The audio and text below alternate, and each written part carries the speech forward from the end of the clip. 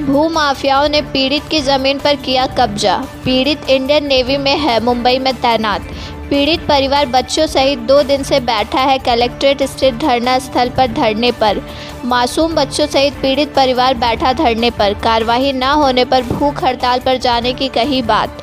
सूचना मिलते ही एसडीएम एटा अबुल कलाम पहुंचे पीड़ित से मिलने। एसडीएम सदर ने पीड़ित से मिलकर हर संभव मदद का दिया भरोसा। एसडीएम एटा ने एसडीएम जलेसर से फोन पर वार्ता कर जमीन को कब्जा मुक्त कराने की कही बात। मेरा नाम यशोदा देवी है। यशोदा देवी, आप धरने पे बैठी हैं बच्चों और पति के साथ। हाँ। क्या समस्या है? अधिकारियों ने क्या कार्रवाई की है आपके मामले में? अधिकारियों ने तो कुछ कार्रवाई नहीं की है और मैं धरने पे बैठी हूँ। मेरी ज़मीन पे कब्जा कर रखा है गांव के दबंग लोगों ने, इसीलिए मैं बैठी हूँ धरने पे। आज किसी अधिकारी से मुलाकात की आपने? हाँ, आज मैं गई थी, वो डीएम के पास गई थी। सो वहाँ तो डीएम साहब नहीं मिले, एसडीएम साहब के पास भेज दिया मुझे। एसडीएम के पास? हाँ, एसडीएम के पास। क्या कहा उन्होंने?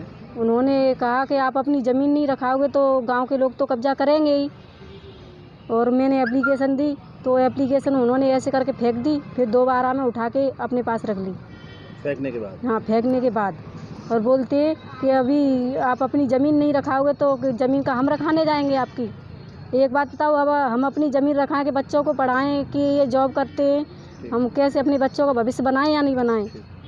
तो अब वो ड्यूटी करने आते हैं यहाँ पे तो वे अपनी ज़मीन चांद पर रख के लेके आते हैं। मान के आपका? मेरा नाम पुरुषोत्तम गांधी है और मैं भारतीय नौसेना में कार्यरत हूँ सर। अच्छा, आप बच्चों के साथ धरना पे बैठे हैं, क्या समस्या है और किस तरह की कार्रवाई चाहते हैं? ये मेरे गांव में कुछ दबंग लोग हैं, उन्होंने मेरी ज़मीन पर अवैध कब्जा कर लिया है साहब। और मैं उस समय पे ड्यूटी पे था बच्चों के साथ, और पूर्णतः लॉकडाउन में इन लोगों ने कब्जा कर लिया। उसके बाद जब मैं छुट्टी पे आया हूँ तब मैंने एसडीएम साहब जलेसर और तहसीलदार जलेसर और प्लस ये डीएम साहब को जिला पे मैंने सबके पास बच्चों को लेकर के गया हूँ मैं साहब। और 2.5 महीना हो गया मुझे।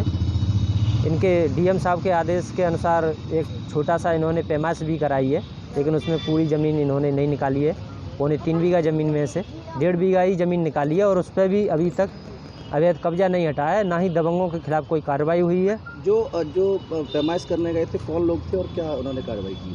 वो लविन यादव कानूगो हैं, जिन्होंने पैमाइश के नाम पर मुझसे 10,000 रुपये भी लिए हैं और उसके बावजूद भी कोई कार्रवाई नहीं की है साहब। आपके कार्यालय ऑफिस की तरफ से कोई लेटर अधिकारियों को कोई जानकारी दी गई है?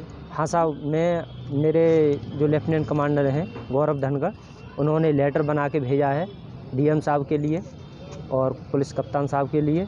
और क्या कोई संज्ञान लिया गया उस पर? कोई अब तक कोई संज्ञान नहीं लिया गया सर। आप जब से धरना पे बैठे हैं तो कोई अधिकारी मिलने आया आपसे? अभी तक कोई अधिकारी नहीं आया है।